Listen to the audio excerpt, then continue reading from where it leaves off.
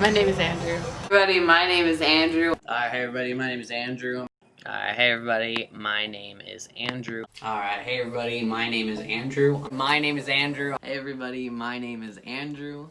Hey, how's it going everybody? My name is Andrew. And I'm a 20-year-old trans guy. I'm a 21-year-old trans guy. I'm a 21-year-old trans guy. I am a 22-year-old non-binary trans masculine person. I'm a 22-year-old non-binary trans masculine person. I'm 24 years old. I'm non-binary. I'm a 24-year-old non-binary queer person. And I'm making this video to kind of update my experience so far with transitioning. One eternity later. Hey, how's it going? My name is Andrew Frey, I'm 26, and it's been about 2 years since the last time I made a video like this, which to me blows my mind because it seems like it's been so much longer than that. I moved to a new state, I've had a bunch of new jobs, and now I am surviving a global pandemic just like everybody else, right? Ultimately, this is just kind of an update video, but also in the last couple of years I've gone through so many different experiences.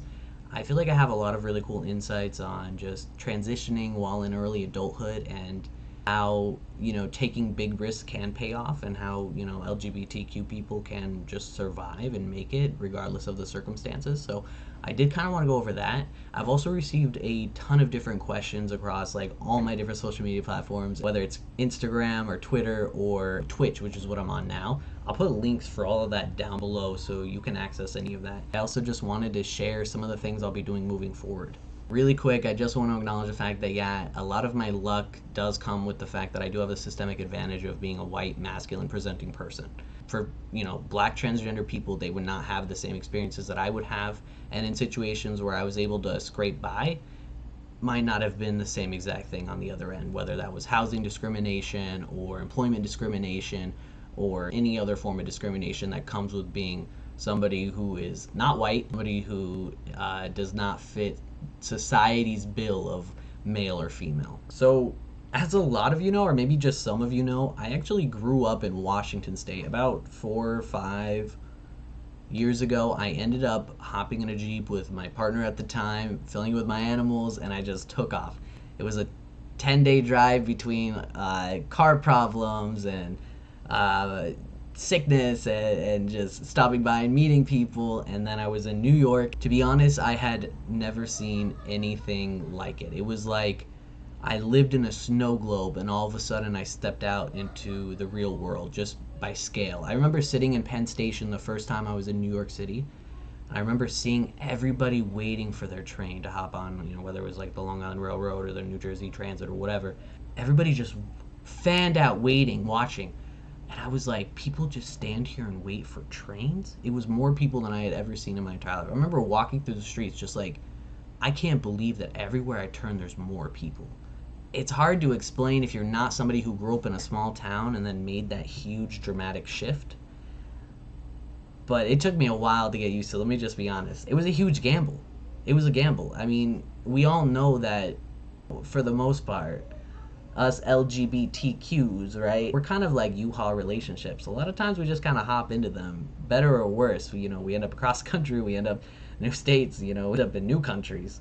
It just happens. That's just how we are. We love hard, okay?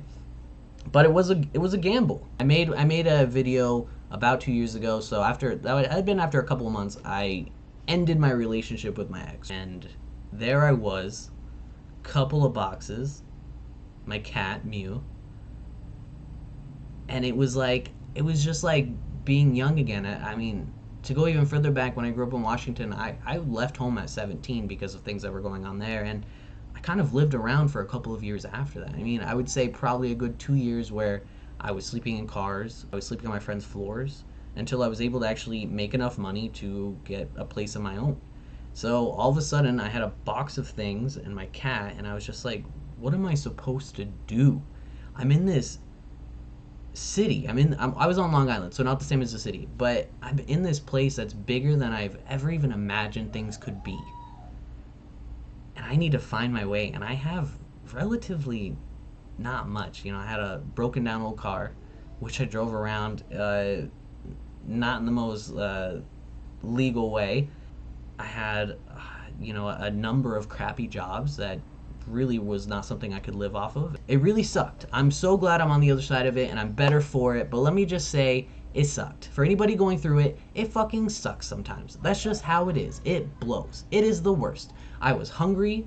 I was cold. I was too warm in the summertime. I rented a room. Bugs crawled out of the walls. The dog in the house, that was the family's house, ate my stuff.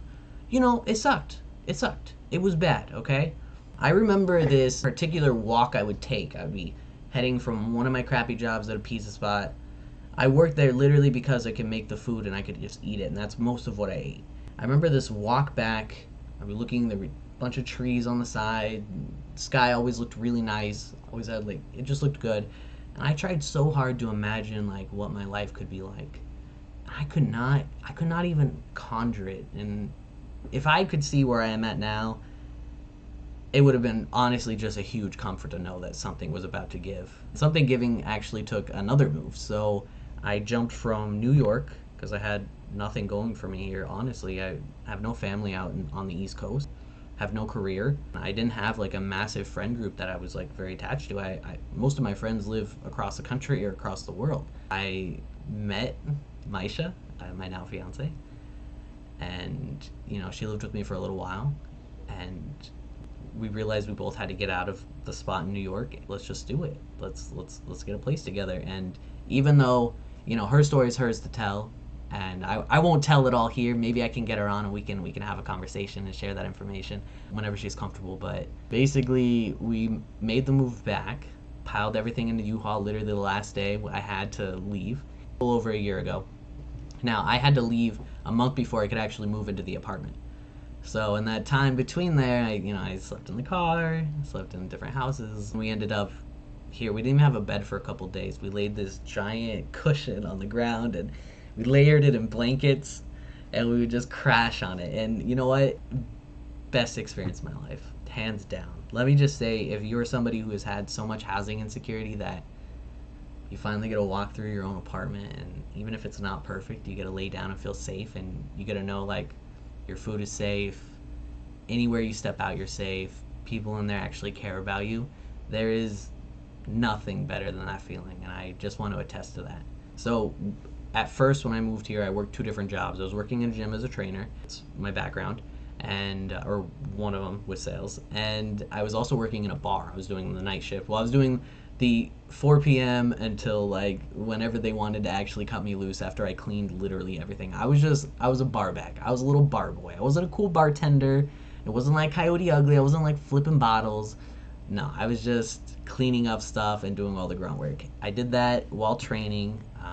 It was a lot, honestly. I was working a ton of hours, and I was just spread thin. At the same time, I also didn't have any transportation for myself, so I was walking everywhere too. So I ended up meeting my now really good friend. She was a regular there with her boyfriend. Turns out I lived across the street from her boyfriend's mom. So we were just talking. I ended up talking about my background in sales. I used to be a door-to-door salesman, which is something else that I did, by the way. I was a door-to-door salesman. What is that about? She was like, oh, so you have a background in sales. Why don't you interview at my job sometime? And I was like, I mean, we just met, but okay, cool, sure, I'll do it. So I ended up going in, and it was the first time I landed a job where I have a living wage. I can say very, very proudly, it's been a year since we moved, and I had negative thousands and thousands of dollars. Now I actually have 3 months of expenses in a savings account, stored away, and I never thought that would be something that I could actually do. When I read that in the past, having 3 to 6 months in savings for emergencies, I was like, wait, you guys have money after emergencies? What do you mean? Like, you save up for that? How does that work? Because I've just been so strapped for so long with, you know, check to check to check to check, and the check's always coming up short at the end of the month, right? And I mean, all of that is just a really, really much longer than I expected story to bring me to where I'm at right now, and why I decided to make another YouTube video at all, because I really don't have to. Sometimes in the past, the content I made was kind of for survival because I had nothing else. You know, I was hungry, I was scared, and now I feel as though I'm in a position where I can provide content that was something that I needed. You know, when I was first beginning my transition like 7 years ago, I looked all over the internet. I looked all over Tumblr, YouTube, Instagram, just searching for people like me. And even after that, after I had seen people transitioning, what I looked for was guidance. I looked for mentorship, and there's just not a lot out there. And I'm not saying that, you know, I'm like the person to look up to, or even that people should look up to me. But if there's anything I can do to make someone's life a little bit easier, or to bring a little bit of clarity, or to just help at all, then that's really what I want to be doing. I guess the biggest thing is that for any of you that have seen me, you know, struggle, grow, survive, and now I'm in a position where honestly I feel as though I'm flourishing more than I ever have before. The truth is that we can survive. You know, the LGBTQ community has such high amounts of homelessness, it faces different forms of employment discrimination, you know, even being kicked out by your family or not having people in a support network around you. Those are all big, big issues, but there are ways to find community, and there are ways to move up in the world, and there are ways to find your way. You know, as corny as that sounds, I'm not trying, you know, I've been watching too much political Twitter because I'm like trying to give you a speech right now. Basically, I just want to help.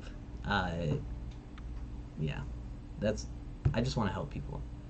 And also I want to participate in my community. I miss my community. I had to pull away for so long because, you know, I was facing, you know, a small degree of online harassment, and at the same time going through so many different issues in my own life. I couldn't handle both. Found my way, and now I'm coming back, and I don't know what this is going to look like. I'm not here to, you know, preach to anybody.